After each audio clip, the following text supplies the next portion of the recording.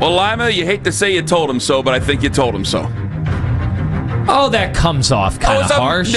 But it was true, wasn't it? It was a disaster from the word go.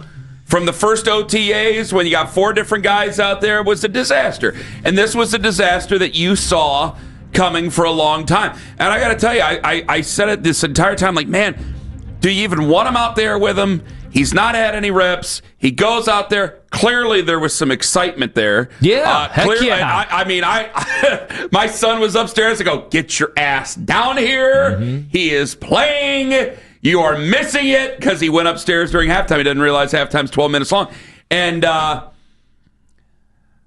it went about as terribly as I was afraid it was ever going to. I didn't expect it to go that bad, but it went about as terribly as I feared. Kenny, my phone exploded when the news had hit the broadcast that there was a concussion and that we weren't going to see Dillon Gabriel, or at least that he was going to be evaluated. And once that happened, I told you all year, I'm like, man, this is the least amount of engagement I've ever gotten during Browns games every week. And that changed, most amount of engagement. That changed dramatically. The moment that happened, I could not keep up with my phone. It was bonkers. And everybody wanted to see, everybody had a curiosity, whether you adore Shedeur, whether you've deified him and put him in this category, or whether you hate his guts and you've been unfair with him since day one. It didn't matter. You wanted to see what that was like. And unfortunately, it went exactly like I thought it would go. And I'm not exactly like you thought it would go. It did. It could not have been more like it. It was Johnny football. It was Johnny Manziel all over again against Buffalo. Like, it was exactly what I expected. And yet I wanted to see it. I was excited to see it. He had us thinking with that ball that got stripped out in the end zone that he might have had a chance to tie or even take the lead. Like, I'm sitting there going, well, they got to go for 2. Like, I thought it was a touchdown, and he at least gave him a chance by putting the ball in the end zone. But unfortunately, like, I don't know how anybody expected a lot out of him in that moment. I just did not. It was so. I think that whoever you want to blame the most, I think you're going to end up being right about today. With the exception, you know what? I don't. I think a lot of people just didn't want him to be here. I think a lot of people are doing some weird victory lap right now because they didn't want him to be here. I don't know what it's been over the last 5 years, whatever. I think it's a culmination of a lot of things for a lot of fans.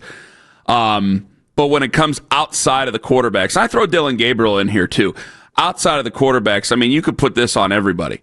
Because I'll tell you this, I don't think except for Myles Garrett. Except for Myles Garrett, I'm sorry. Except for Myles Garrett. I'm talking about front office people. I'm sorry. Thank you very much. I'm talking about front office. I'm talking about Kevin. Because, again, this is where you can't separate and you can't just blame one side. And I opened up emails that are like, this is all Kevin. It's all yeah, Kevin shares a hell of a lot of responsibility as a head coach of the football team.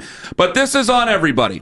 How he got drafted, how he didn't get reps, how he didn't practice with 2s or 3s, or forget the ones. Forget all that. Running 4 quarterbacks in 2 fields and signing extra wide receivers so you could try to get some reps to the quarterbacks, because it's not like it was in the 70s. You can't just practice all day and make sure that he gets all the reps that you can possibly handle. No. And to make him the backup quarterback when clearly, and this is where something stinks. And this is proof positive that you had that something stinks. And I'm sure a lot of people were worried about it before this all happened, about something stinking. This is where you know something stinks. There was zero intention to make him a backup quarterback. You put him in a position where he had to come in if somebody got hurt, if Dillon Gabriel got hurt, and Dillon Gabriel, you knew it was going to happen. And he got hurt, and here's Shedeur Sanders, and he was set up for failure from the very first moment. And he was really set up for failure, not just even in this game, he was set up for failure from the very beginning. And I could sit there and, hey, I could say the things that a lot of people are worried about with Shedeur Sanders. Is he a guy that makes accurate passes? In college, yeah. But does he make the right reads? We don't know. Was it a situation where he looked to his first read and then created in his offense within the last 2 years at Colorado and the first 2 years at Jackson State? Was it that type of play? Because that seemed to catch up with him. Because you just saw Zach Gorey. I mean, he had old Ravens coming out of the stands to go after him. I mean, third down and short, third down and long, it didn't matter. He was sending the house because he knew you can do a cover zero and run a blitz, and he ain't going to see him. He wasn't going to see him. And that's the lack of preparation that you have. And I can only hold his feet to the fire for so much because you knew it was a project, and Kevin knew better. And if he would have put his foot down and would have stopped this, maybe we wouldn't have seen that yesterday. We'd be bitching. We'd be totally bitching that Bailey Zappi was out there instead of Shedeur Sanders. True. But the biggest fear for a lot of folks here in this city, Browns fans in this city who are like, hey, maybe he'll give us some. The biggest fear came to fruition yesterday. And they all wear it. They all wear it. Whoever drafted him, whether it be ownership, whether it be the general manager, whether it be the head coach, it's all worn. Whoever made the decision to make him the backup quarterback, because I don't believe for a second it was Kevin Stefanski. There ain't a chance in hell to me that it was Kevin Stefanski who decided to make him the backup quarterback. Whoever put him in that spot to bring him, have to come in a game and do something like that, absolutely patently ridiculous. Ridiculous from every single sense. And so now I got to put him out there eventually. I don't know if Dillon Gabriel is going to be out of the concussion protocol. And now I got to put him out there against Las Vegas. Las Vegas isn't a great team. I'm just nervous in general now. Yeah. Listen, you're playing the blame game when you have to. But wait a second. That is exactly how 98% of fifth-round picks would look in that situation. But so exactly. what is the blame game? Exactly. Guys, fifth-round picks are not supposed to start. And they're not supposed to be backups. And they're certainly not supposed to come in against the Baltimore Ravens. So who am I supposed in that situation? So why don't I blame anybody? I just absolve everybody of responsibility here? No, I mean, what do you think this is a developmental league where fifth-round picks get a shot to develop? No. Like everybody always brings up. Listen to what I'm saying. Yeah, I am, but everybody always brings up Patrick Mahomes, who's backing up a veteran for a long time.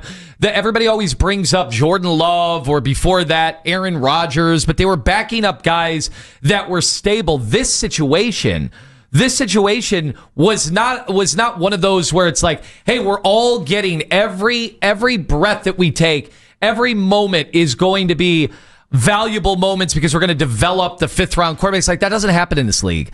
The fifth-round quarterback doesn't get developed like that. They're supposed to come in, hair on fire. Good luck. Here, you're thrust into a situation. Good luck, and we have no expectations. No, did you have an expectation for him to play well yesterday? I didn't. That's why I was nervous when he went in. I was nervous. I was excited. I wanted to see him.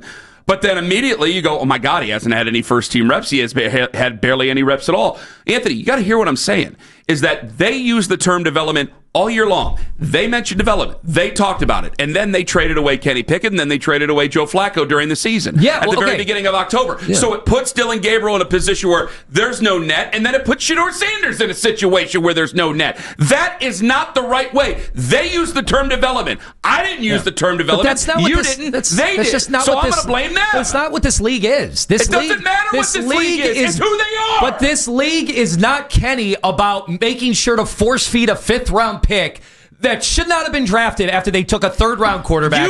That is not what this league is. We're not a charity case. This league is not set up to make sure that Deion Sanders' son gets 1,000 reps. I'm sorry, Josina, and I'm sorry, Ken, and I'm sorry all these people that are trying to act like the Browns are sabotaging him. He's a fifth-round pick. I didn't say it was What are you guys expecting this league is about? Hold on. This isn't Little League. Hold on. This isn't T-ball. Hold on. We're not trying to foster some great environment for kids to learn. It's the NFL. This is not sports talk radio in Seattle. My God. This isn't. No, shut up for a second here. Sorry to say ridiculous. it like that. I take that word away. I take the shut up part away. But let me get back to the matter, because now you got me really pissed off at you. Because let me tell you the truth of this matter. You are not talking about any NFL team. You are talking about the Cleveland Browns. That's who you are talking about. You need to adjust your conversation to this football football team, because that's the entire reason we're in this quagmire. You are not talking about the Chiefs. You are not talking about the Eagles or the Lions or anybody else. You're talking about the Browns. And so when we're talking about the Browns, I have to suspend reality because it's all there for everybody to see. And the other part of it is that, yes, they did it wrong. No other team would do it this way except for us. Well, I agree so they with all you. wear that blame. I agree That's with you there. there. That's what I'm saying. Yeah, but I mean, it looked like DTR getting thrown in against the Baltimore Ravens. That's just, this is not a league where we sit there and hold your hand. And how mad was I when they put DTR in against the Ravens? Yeah. It made no sense. That whole week made no sense. And what round was he? 6th? 5th? 5th. Yeah. If I'm not mistaken, DTR was 5th. So guess what? We're just making the same mistakes over again. Because we don't value things the way that other franchises do. So we put him in. What happened against the Ravens with DTR? I went absolutely bonkers because it was a terrible showing. And here comes Shedeur Sanders. And yes, obviously, Shedeur Sanders has a massive fan base, much bigger than DTR did out of college. But for the love of God, it's the same results. It's the same results. So if Kevin's fighting some uphill battle and he didn't step in the way, well, I'm sorry, you're the head coach and you wear it too. So that's what you get. And that's what we got yesterday. And now I have no choice but to put him out there against the Raiders if Dillon Gabriel can't clear concussion protocol. And they said that if he's not able to do it, it's definitely going to be Shedeur in that instance. And quite frankly, maybe we're just as guilty because after everything we just said, after the argument we just got in, we're all sitting there saying we want to see more of him because he has that magnetism. Like he does have that to him where it's like, man, I do know that guy will at least throw the ball down the field. Is he going to get sacked in the process? Is he going to revert back to all the bad habits? The guys, we've been doing this the entire time, and we've said it the entire time. There's been a lot of things that a lot of us have got wrong, including myself. And I'm going, guys, you got to be looking at the quarterbacks until Shedeur proves you different or until they prove you different. And I don't even know if he really got an opportunity to prove anything different. We can chew the fat on that. We could chew the Ken on that for a long time. My issue with it is that, again, you take a guy, you knew he was not just any fifth-round pick. And it's been mismanaged from the very beginning. And I have tried to I've tried to see it in a sunnier disposition, and I can't do it. And now here we are. And now I'm nervous about him being put out there. And I'm sure there's plenty of people. There's a weird thing going on the internet where there are people who are fit to be tied with the Browns, and there are people who are smiling about this for whatever reason. There's Browns fans even who are smiling about this. I mean, regardless of the fights that we're having on the internet, for the people who are Shedeur fans just dropping in, here is your welcome. This is the welcome. This is where we say, you haven't dealt with anything like Shedeur fans. Yes, we have. I've dealt with this for 14 years of my career. Really 18 years, they actually, come in today. Many different sizes and shapes, but they all end up looking the same. Yeah, at another station, today is actually my 18th anniversary. Come to think of it. Happy anniversary. Congratulations on all your success. 18 years, and I it's not changed, and I now welcome all you with open arms. You finally get to see what we've been seeing for a very long period of time. And your favorite quarterback, just like Oregon's favorite quarterback, just like, was there an Alabama quarterback in there? I'm sure there was. Just like any other favorite quarterback, Kentucky's favorite quarterback, all these other fan bases' favorite quarterback, Texas A&M's favorite quarterback, that was more him. All these other fan bases and their favorite quarterbacks.